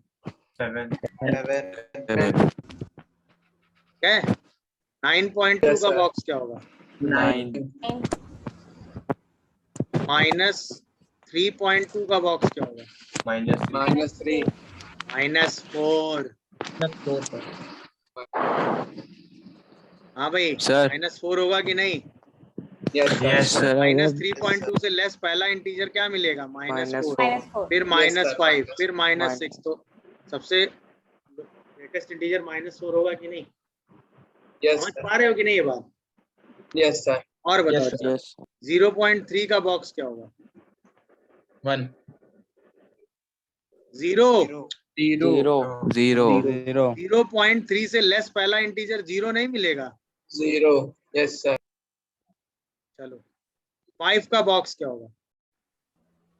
5 less than or equal to ना। 7 का बॉक्स क्या होगा?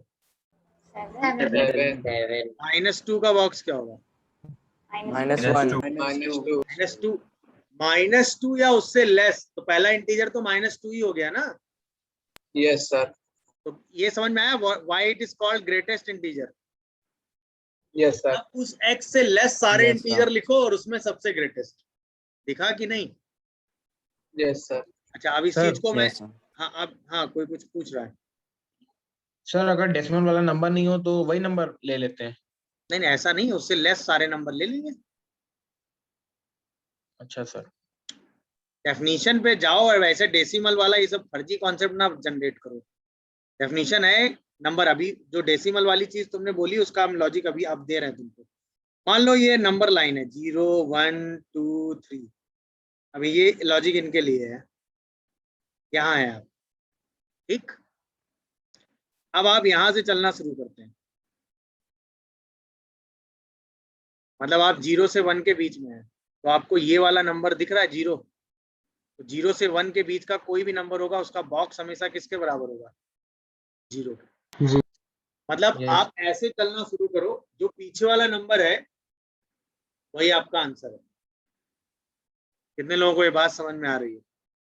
यस सर ये वाला आंसर हो गया। अब जैसे आप 1 पे पहुंचेंगे तो आपका आंसर आपकी क्या हो जाएगा? 1, 1 क्योंकि Yes, 1 sir. को पहला जो इंटीजर है वो 1 ही दिखेगा ना। यस सर जैसे आप चलते चलते 2 पे पहुंचोगे, 1 से 2 के बीच में रहोगे तो आंसर क्या होगा? 1 2 पे पहुंचोगे तो आंसर क्या हो जाएगा? 2 2 2 से 3 के बीच में रहोगे तो आंसर क्या रहेगा? 2 3 2 से 3 के बीच में रहोगे तो आंसर क्या रहेगा? 2 अच्छा -2 से -1 के बीच में रहोगे तो? -2 -3 से -2 के बीच में रहोगे तो? -3 मतलब मैं ये कह सकता हूं कि अगर fx का वैल्यू बॉक्स ऑफ x है तो ये वैल्यू n होगी, जहां पर x जो है वो n से n+1 के बीच में है, जहां पे n एक इंटीजर है। ये डेफिनेशन तुम्हारे लिए हो गई। n और n+1 दो कंसेक्यूटिव इंटीजर होंगे, उसमें जो सबसे Yes, छोटा sir. वाला इंटीजर है उसके बराबर होगा। अब n पे क्लोज लगा दिया है मैंने, तो अगर ये n ही होगा तो आउटपुट n आ जाएगा। नहीं समझे? मतलब अगर आप 0 से 1 के बीच में हो तो आउटपुट कितना आएगा? 0 अगर आप 1 से 2 के बीच में हो तो आउटपुट कितना आएगा? 1 अगर आप -2 से -1 के बीच में हो तो आउटपुट कितना आएगा? -2 समझ गए कि नहीं बॉक्स का मतलब? Yes, sir. हाँ, कोई कुछ पूछ रहा है? सर इसी डेफिनेशन Yes. को अगर -3.2 में देख लें।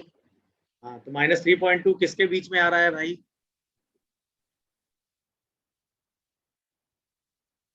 -3.2 किसके बीच में आ रहा है बताओ? -3 और -4 माइनस इसके बीच में आ रहा है भाई, -4 और -3। तो आउटपुट क्या होगा?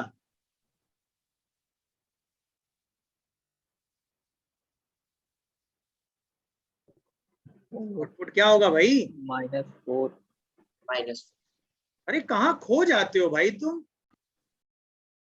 -4 से -4 + 1 के बीच में है या नहीं है? Yes sir. तो आउटपुट क्या होगा उसका? -4। जब आप n से n+1 के बीच में है तो अभी तो मैंने चलना सिखाया ना आपको, ये इस रास्ते पे यस फॉरवर्ड डायरेक्शन में चलना शुरू करो। जो पीछे वाला आउटपुट है, जो पीछे वाला इंटीजर है वो आंसर है। समझ गए कि नहीं? गुड समझ गए। Good. Box of pi square की वैल्यू कितनी होगी? पाई 3.14 होता है। 3 पाई स्क्वायर है बेटा। चलो पहले पाई बताओ, पाई स्क्वायर तो बाद में। 3। अब पाई स्क्वायर बताओ। 8 9 पॉइंट समथिंग हो जाएगा भाई। 9 9 से 10 के बीच में Yes, होगा sir. तो आउटपुट 9 नहीं हो जाएगा? ई पता है क्या होता है? 2.7 समथिंग। बॉक्स ऑफ ई कितना होगा? 2 box of E square 4 4 So 5 5 5 So 5 बोलो भाई। Yes, sir. Yes, sir. Confusion? ये समझ गए बॉक्स का मतलब? समझे कि No, नहीं? sir. पक्का? सर हाँ। Yes. सर आप ई क्या बता रहे थे? ई 2.71 एक एक्सपो होता है।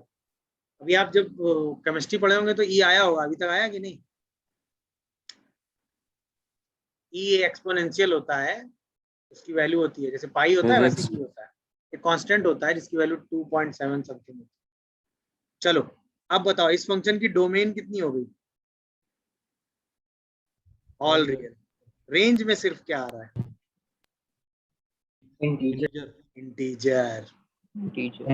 समझ गए कि नहीं? अब बॉक्स की वैल्यू आप निकाल Yes, लोगे। sir. किसी भी सिचुएशन पे आपको बॉक्स की वैल्यू पूछी जाएगी, आप बता दोगे कि नहीं?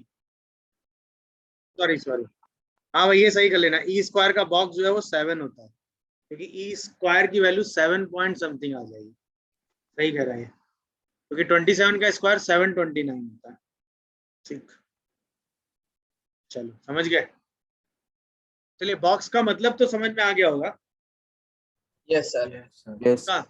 अच्छा अब अगर हम इसका ग्राफ सोचें, y = बॉक्स ऑफ x का ग्राफ सोचो।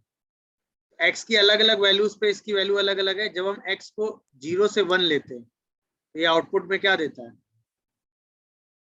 0। जब हम x को 1 से 2 लेते हैं तो आउटपुट क्या मिलता है? 1 जब हम x को 2 से 3 लेते हैं तो आउटपुट क्या मिलता है? 2 एंड सो ऑन। जब हम x को -1 से 0 लेते हैं तो आउटपुट क्या मिलता है? -1 जब हम x को -1 से 0 लेते हैं तो आउटपुट क्या मिलता है? सॉरी -1 -2 से -1 लेते हो तो आउटपुट क्या मिलता है? -2। -2 अब सोचो जब x को 0 से 1 लेते हो तो कौन सी लाइन बनेगी? y = 0 line, constant. जब 1 से 2 लोगे तो कौन सी लाइन बनेगी? y = 1 line. जब 2 से 3 लोगे तो कौन सी लाइन बनेगी? y = 2 line. यानी ग्राफ बनाओगे तो अलग अलग रीजन में अलग अलग लाइनें बनेंगी कि नहीं? बोलो भाई।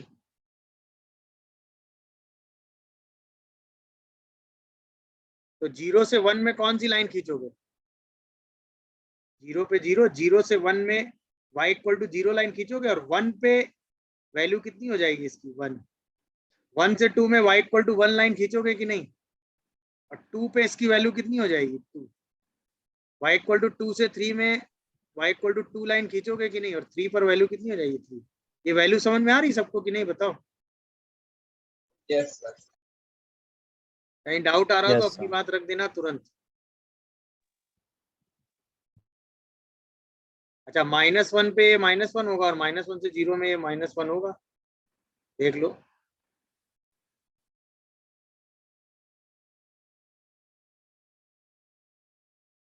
अब बताओ, इस ग्राफ को समझने में अगर किसी को दिक्कत हो रही है तो मुझे इन्फॉर्म करेगा अभी तुरंत।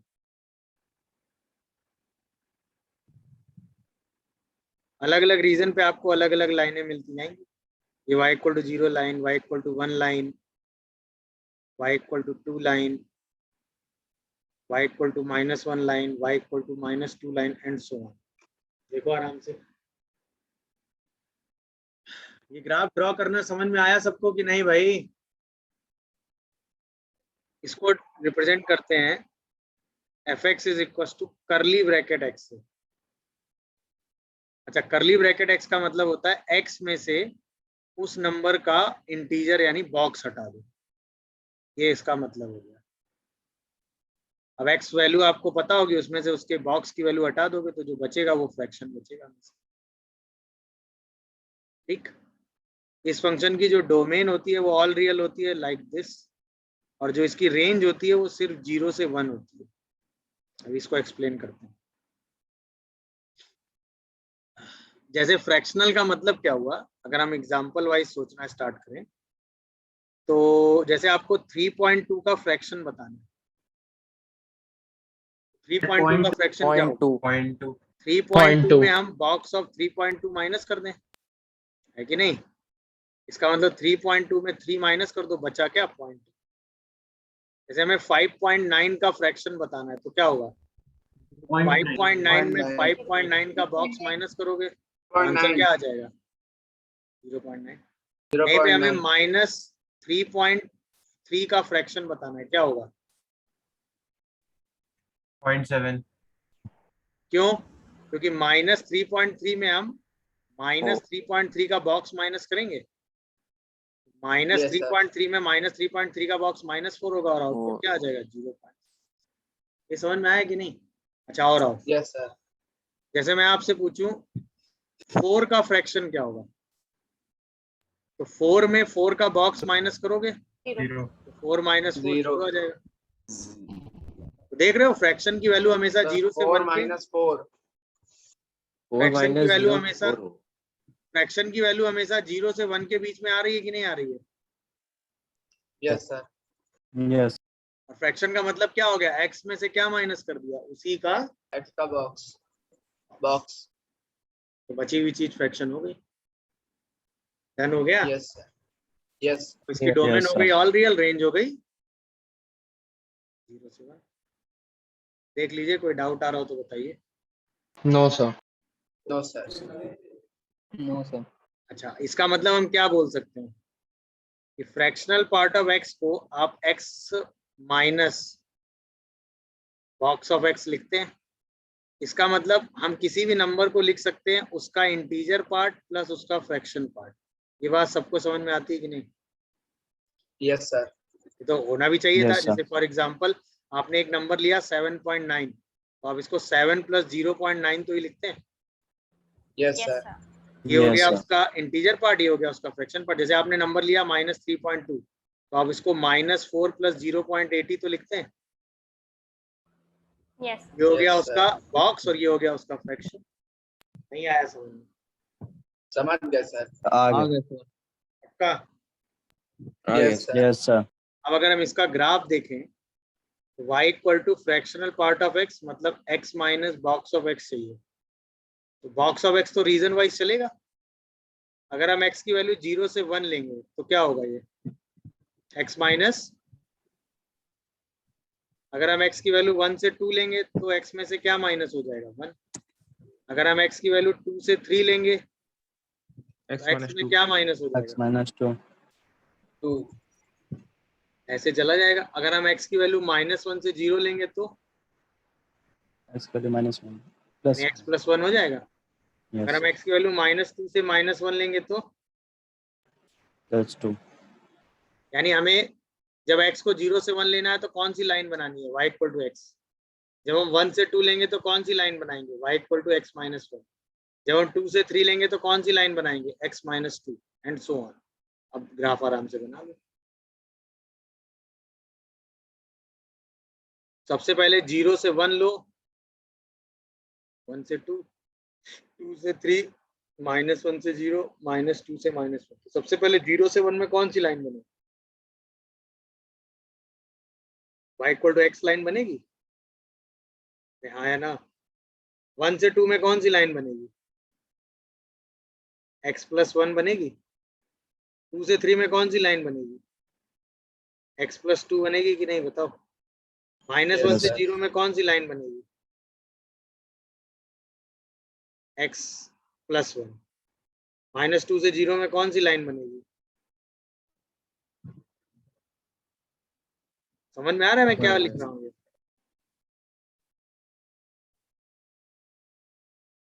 यही तो लाइनें मैं बनाता जा रहा हूँ, देखते जाओ। अब एक स्ट्रेट लाइन बनाने के लिए 2 पॉइंट चाहिए होते हैं ना आपको। जैसे y = x बनाना है तो 0 0 1 1। y = x - 1 बनाना है तो 1 पे वैल्यू 0 हो गई और 2 पे वैल्यू 1 हो गई, दोनों को ज्वाइन कर दो। y = x - 2 बनाना है तो 2 पर वैल्यू 0 हो गई, 3 पर वैल्यू 1 हो गई, दोनों को ज्वाइन कर दो। ऐसे ही तो बनेगा, बताओ। Yes sir. तो मैक्सिमम वैल्यू 1 जा रही है कि नहीं? पूरी वैल्यू 0 से 1 के बीच में। कितने लोगों को ये ग्राफ समझ में आया बताओ? Yes sir. Yes sir.